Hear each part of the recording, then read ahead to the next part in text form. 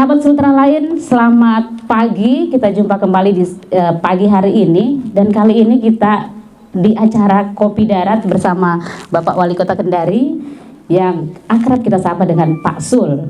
Ya, setelah menonton film, ini acaranya agak berbeda. Kali ini kita dengar dulu suara-suara masyarakat. Pertama-tama saya ingin menyampaikan semoga Allah Subhanahu wa Ta'ala merahmati Pak Sulkarnain Kadir hari ini dan yang akan datang.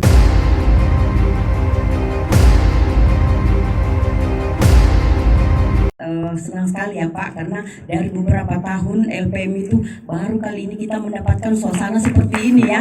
Sampai kenapa LPM itu harus di studio ya. Jadi saya sangat antisipasi kita mengikuti zaman ya.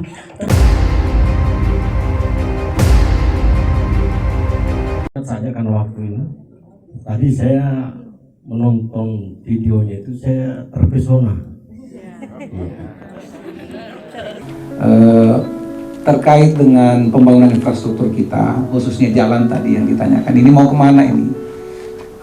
Bagaimana kita menanganinya? Jadi Bapak Ibu sekalian, saya ingin sampaikan bahwa penambahan penduduk kita, pertumbuhan penduduk kita di Kota Kendari ini termasuk yang tinggi. Sebenarnya secara teori wajar. Kenapa? Karena pertama kita ibu kota provinsi. Yang kedua, kita adalah sentrum pertumbuhan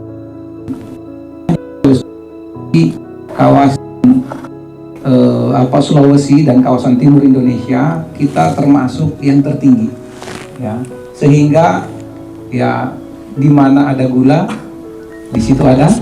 Nah, jadi seperti itu teorinya.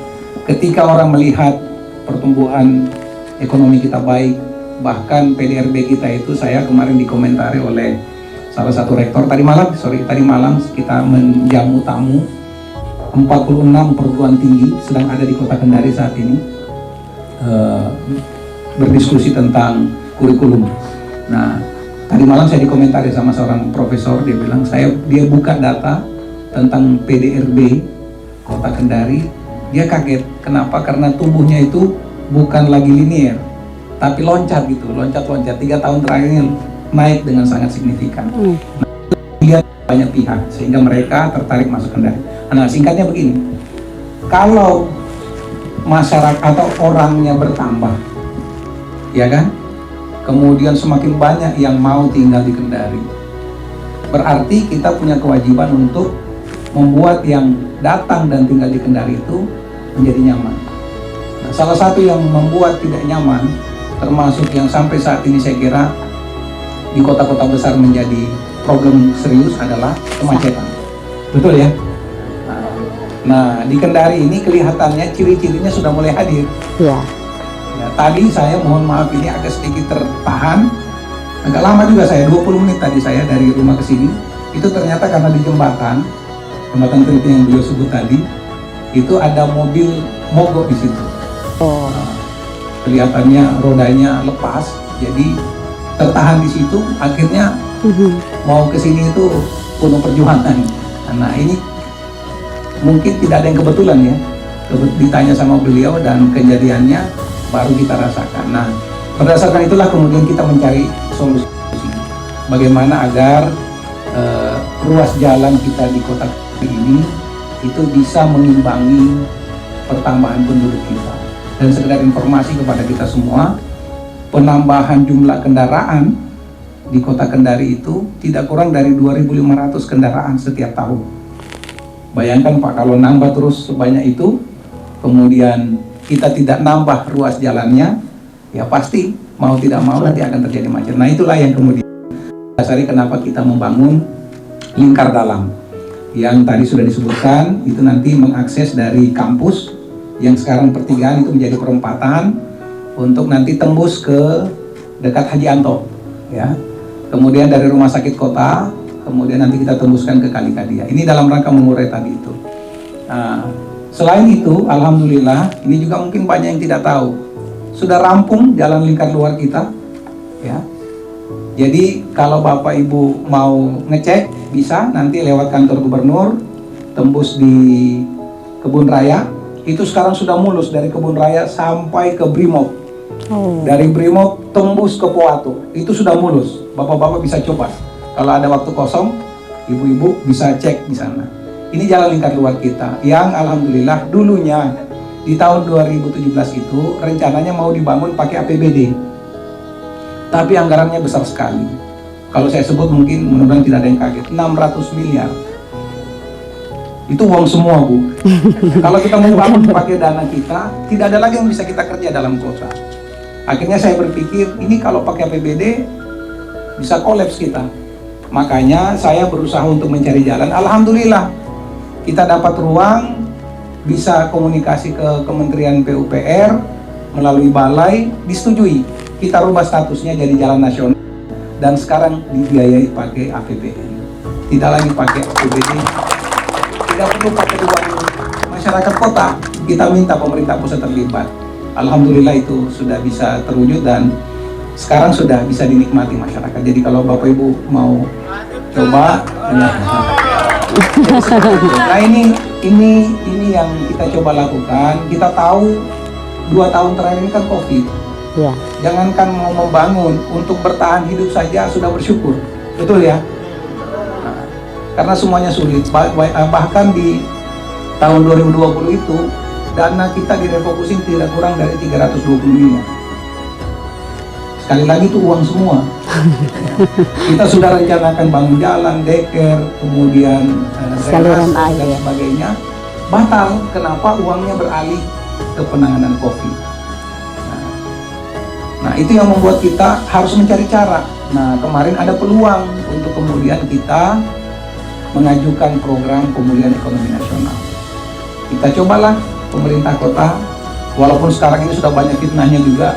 Kita dikira untuk dapat program itu nyogok kiri kanan, dikiranya kita sama dengan orang lain. Ya, kita alhamdulillah prosedural sesuai dengan tahapannya. Saking seriusnya kita Bapak Ibu. Insya Allah rumah sakit kita di Poatu akan segera dituntaskan. Kemarin sudah dimulai groundbreaking-nya, peletakan batu pertamanya. Insya Allah kita perkirakan bulan November itu sudah bisa rampung, dan ini tidak hanya bangunannya, lengkap dengan alat kesehatannya, jadi tuntas. Jadi nanti begitu gunting pita peresmian, ya langsung beroperasi. Langsung beroperasi.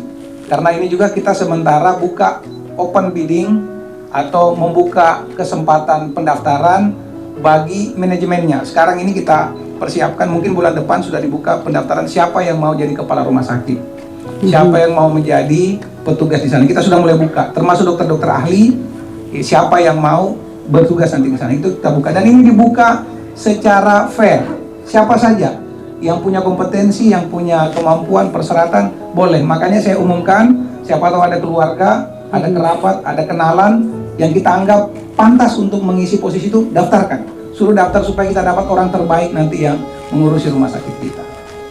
Nah, jadi seperti itu. Karena kita tidak ingin Bapak Ibu, ini kan risikonya tidak boleh nepotisme urusan kesehatan, Nyawa, salah ya. suntik, nah, bisa kejang-kejang nanti. Iya. Benar kan? Salah Betul. resep bisa masalah. Kita harus profesional. Nah, kemarin saya baru juga peletakan dulu pertama Puskesmas Kandai. Jadi Puskesmas Kandai ini kita bangun memindahkan puskesmas kita yang ada di Gunung Potong. Okay. Nah, itu kita pindahkan ke depan Pasar Sentral Kota Kendari. Kemarin saya juga tidak menyangka ternyata view-nya sangat-sangat bagus karena itu berhadapan langsung dengan jembatan Teluk. Makanya saya bilang kemarin jangan sampai nanti yang datang bukan orang sakit, orang sehat pun datang karena enak sekali Pak di situ tempatnya. Biar makin sehat. Ya, rencana kita bangun puskesmas itu, tapi ini puskesmas yang tipenya relatif mendekati rumah sakit.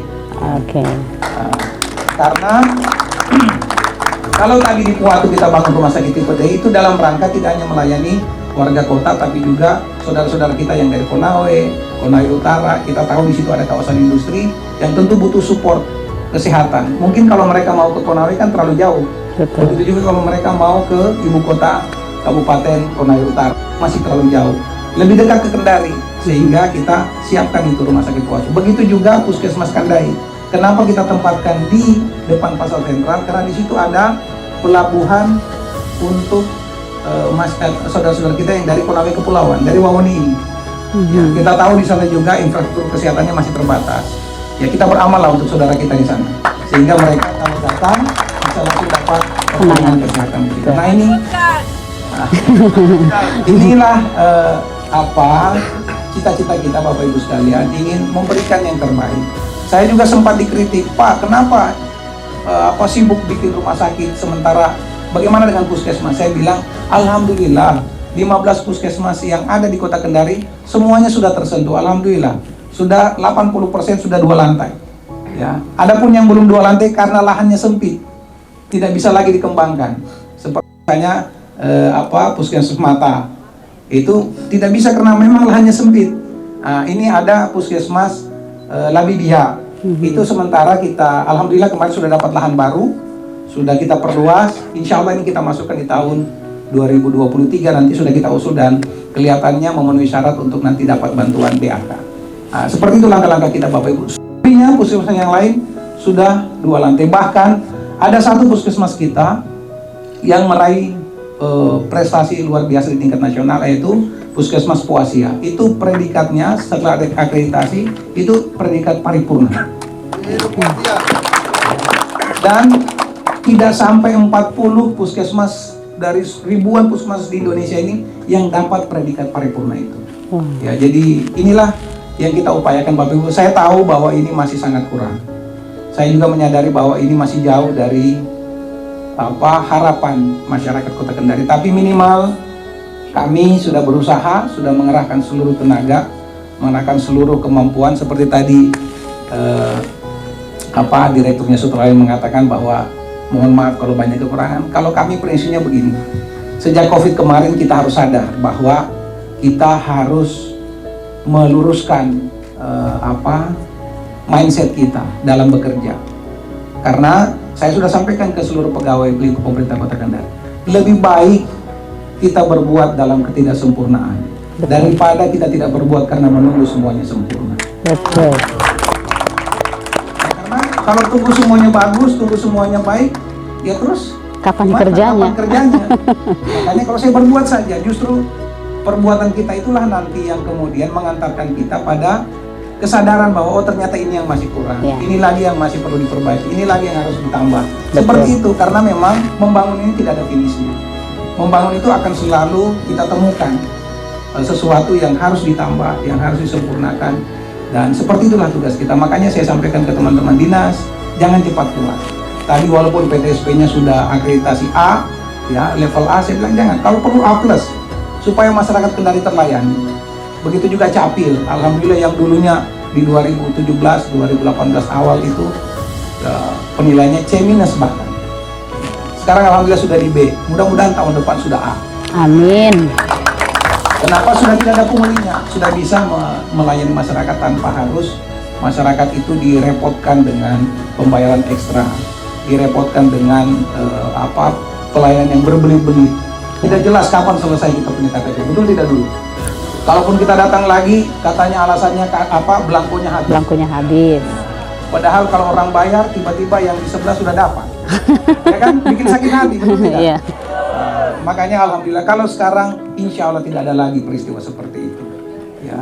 Nah, dan mohon doanya Bapak Ibu, tadi sudah lihat kantor kita on progress, ya, balai kota kita sudah sementara dalam penyelesaian. Kemarin saya tinjau lagi, posisi sudah 90%. Amin. Ya, insya Allah di bulan Agustus, mohon doanya semua, kita akan meresmikan mall pelayanan publik kita.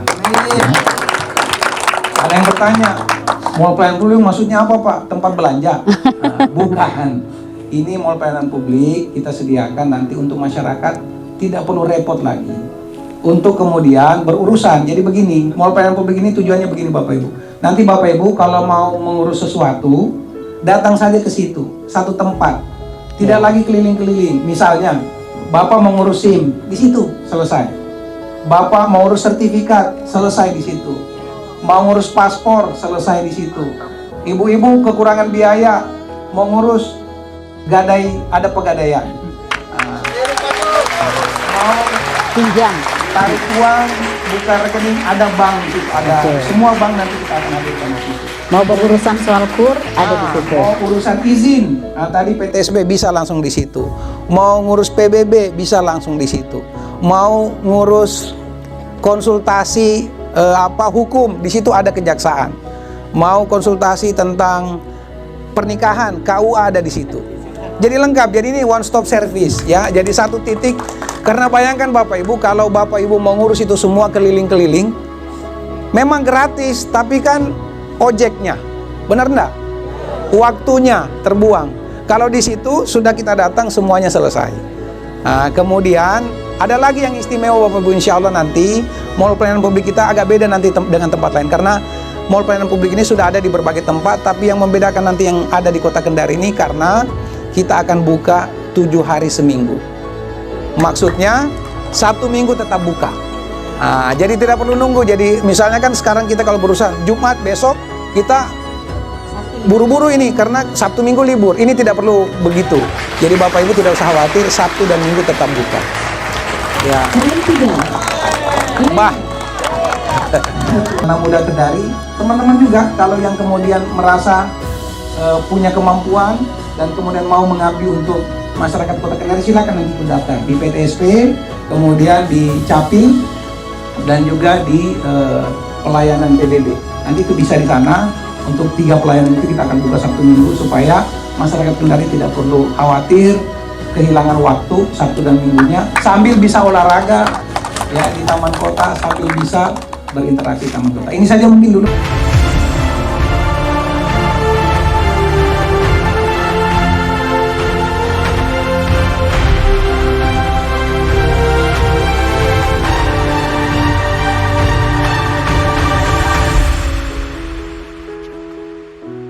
Silakan Pak sambil minum.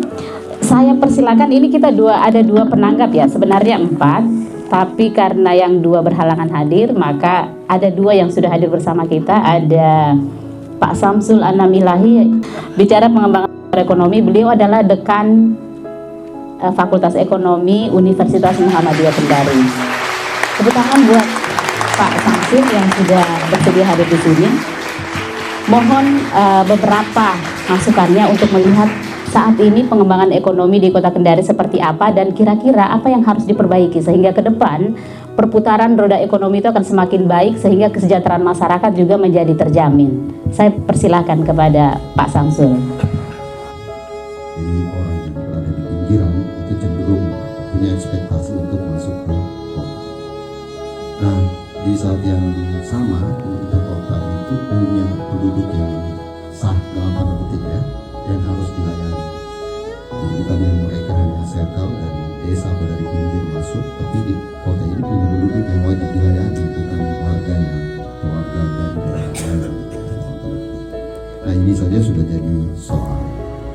Nah, karena dia jadi muara dari banyak ekspektasi warga yang ada di sekitarnya, maka kota perlu energi yang berlimpah, harus tenaganya ganda.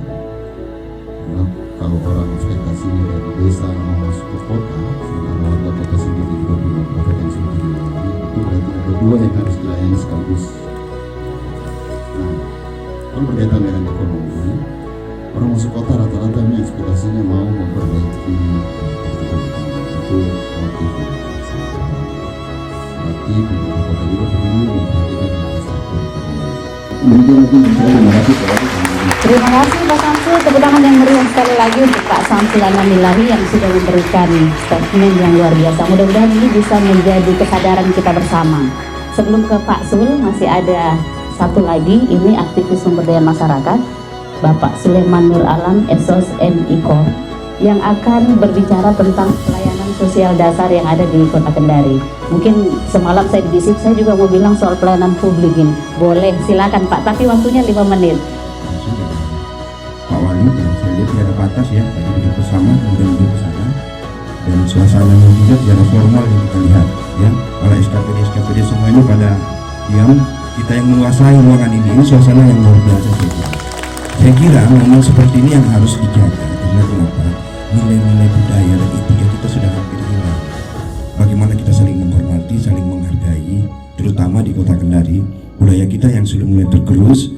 Saya kira kita mulai membiasakan dengan bagaimana saling menghargai dan menghormati. Saya kira ini mungkin bisa kita terjemahkan ke depan. Nah, saya diundang kemarin juga dikabari bahwa untuk menanggapi dengan bagaimana apa hari ini dan ke depan. Saya kira ini PR berat kita melihat dari apa yang dilakukan oleh Pak Zulkarnain dari 2017 sampai sekarang, saya kira begitu banyak tantangannya, ditambah COVID 2 tahun kemarin itu sangat mempengaruhi kinerjanya. Tetapi alhamdulillah dari yang digambarkan dan kita nonton cukup banyak hal ya. Tapi sebenarnya dari sisi pelayanan sudah cukup bagus, inovasi juga tadi sudah disampaikan beberapa inovasi. Kemudian juga memang masalah sampah kendala ini yang menjadi persoalan. Saya juga pernah komunikasi dengan orang-orang di DLHK. Kenapa menjadi sampah selalu menjadi problem setiap pertanyaan ini? Ya rupanya banyak juga. Pertama armada mereka yang kurang. Kemarin saya tanya sisa 42 katanya. Sementara supirnya 62 orang Pak. Nah, sekarang berapa idealnya sebenarnya kendaraan sampah yang bisa mengangkut kita? Ya, sekitar 70-an Pak butuh katanya. Nah ini menjadi PR yang harus dibenahi. Kemudian lagi katanya sudah ada trainer atau alat yang nantinya konsepnya tinggal datang diangkut sampahnya ya dalam bentuk kontainer ya. Tinggal saya itu sudah ada juga mulai dikembangkan. Tapi saya kira ini harus hulu hilir bahwa proses penyadaran memang iya di masyarakat kita masih kurang penyadaran karena ini kita hidup di kota bukan hidup di kampung.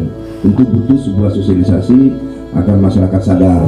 Tentu juga, tetapi saya kira juga dari inovasi dari penyelenggara pemerintahan juga minta maaf.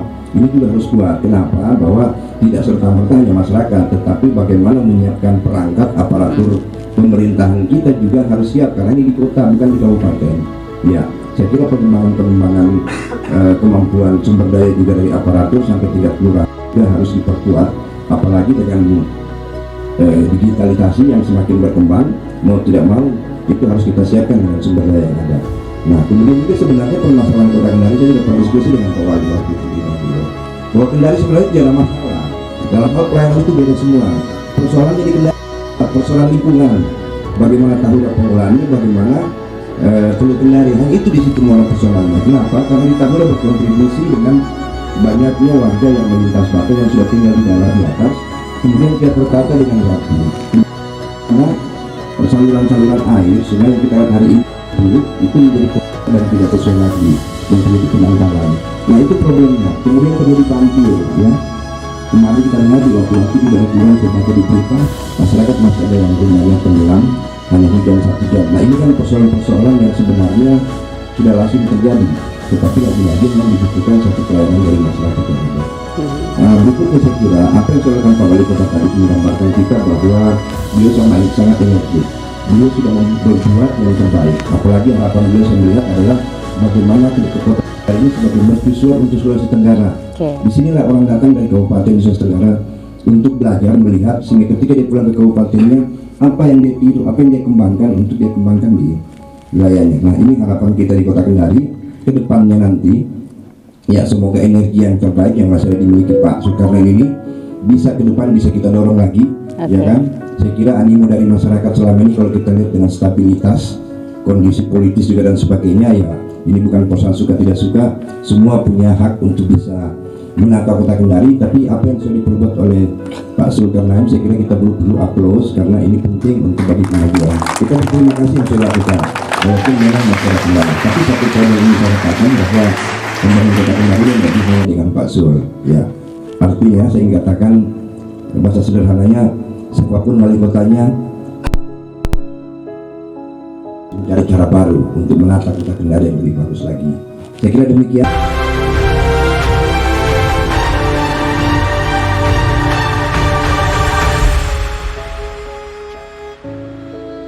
Waalaikumsalam warahmatullahi wabarakatuh. Terima kasih Pak Sule yang sudah memberikan beberapa pokok-pokok pikiran. Ya, memang membangun itu tidak semudah membalik telapak tangan, tapi kita harus melihat seberapa kuat upaya yang dilakukan oleh Pak Wali Kota untuk membuat Kota Kendari ini menjadi lebih baik. Saya dapat bisikan, dapat kertas ini ada lagi satu perwakilan dari media Detik. Saya persilakan, waktunya kalau boleh 3 menit ya, ini sudah hampir pukul 11. Sebelum rancangan konsep ini, 2 hari terakhir sempat saya berdiskusi dengan senior saya, sahabat saya, Bung Ciko pada saat itu untuk konsep kopi darat ini.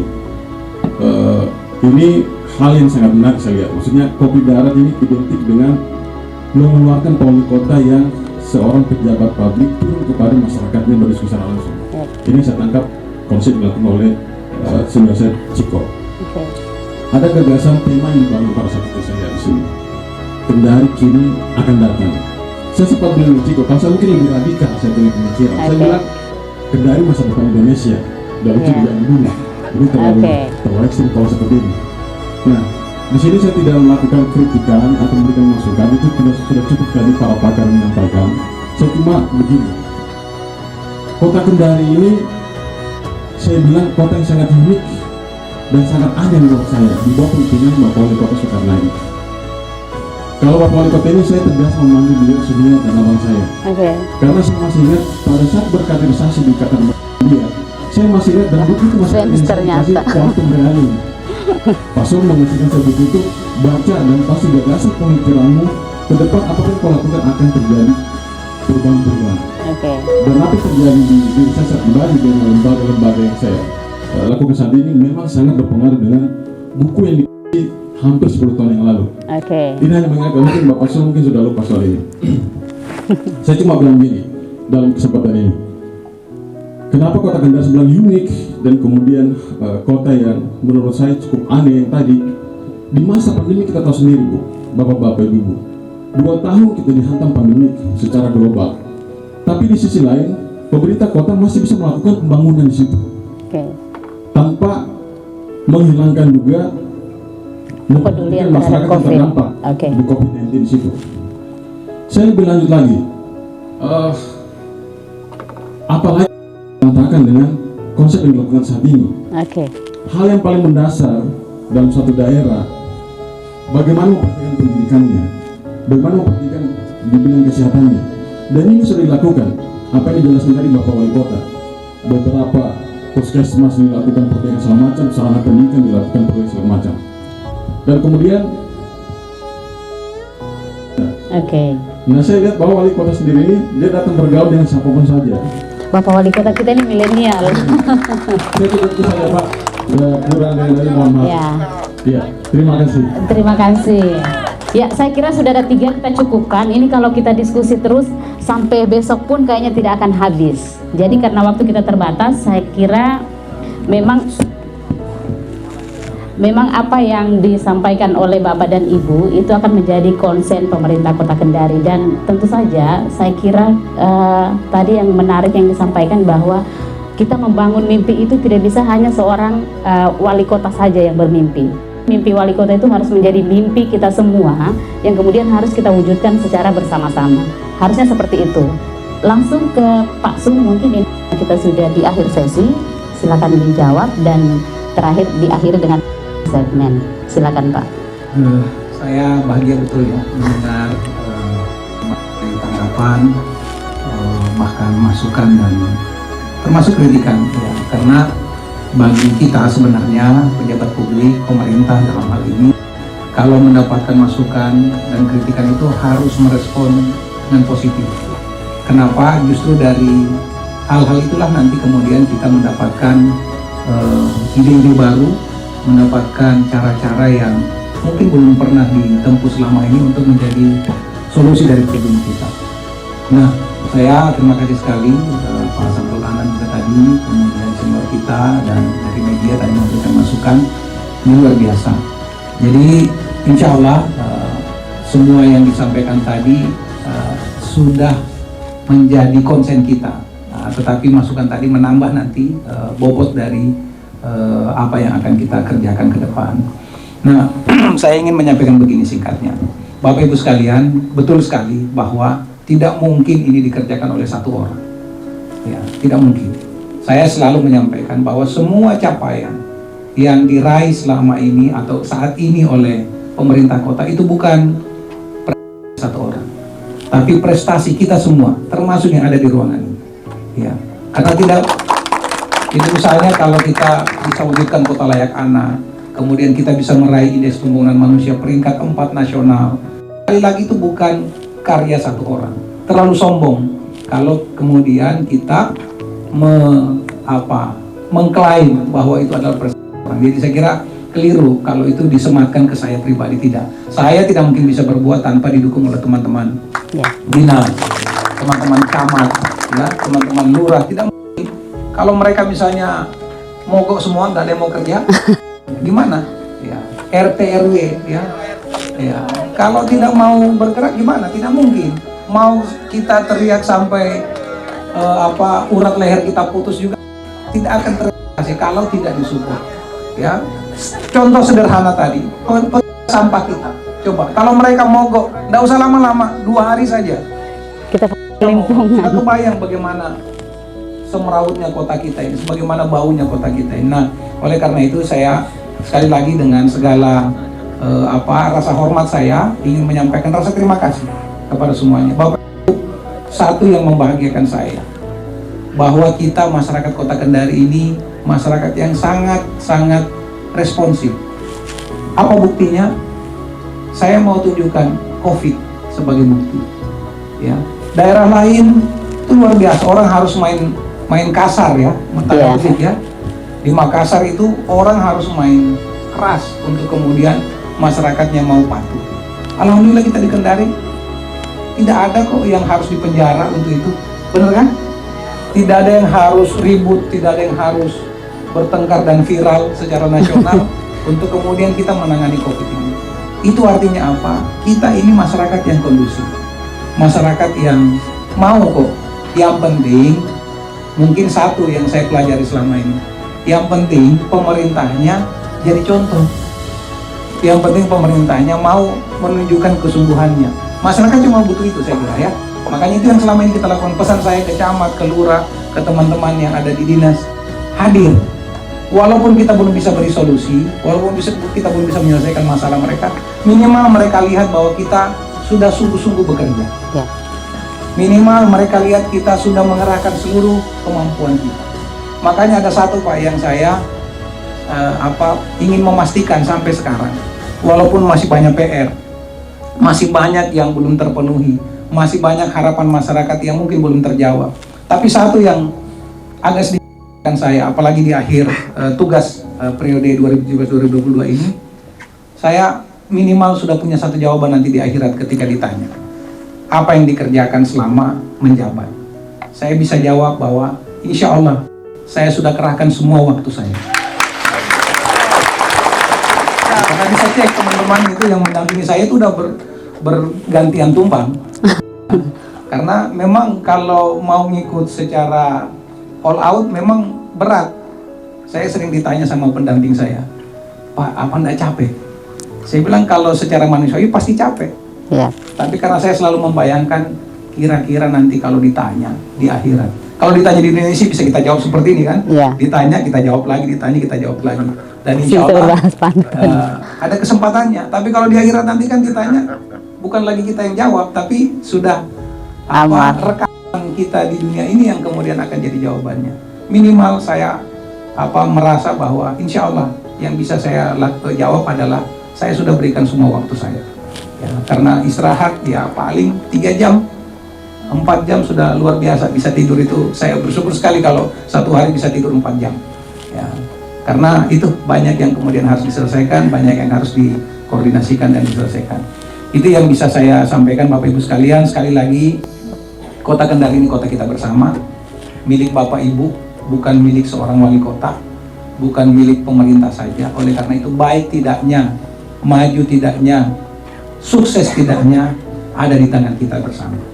Oleh karena itu, kitalah yang menentukan masa depan Kota Kendari ini. Ya. Bahwa nanti orang silih berganti akan pasti begitu kan, tidak mungkin. Wali kota kan tidak mungkin seumur hidup. Betul. Paling lama 10 tahun. 2 itu periode. kalau disuka.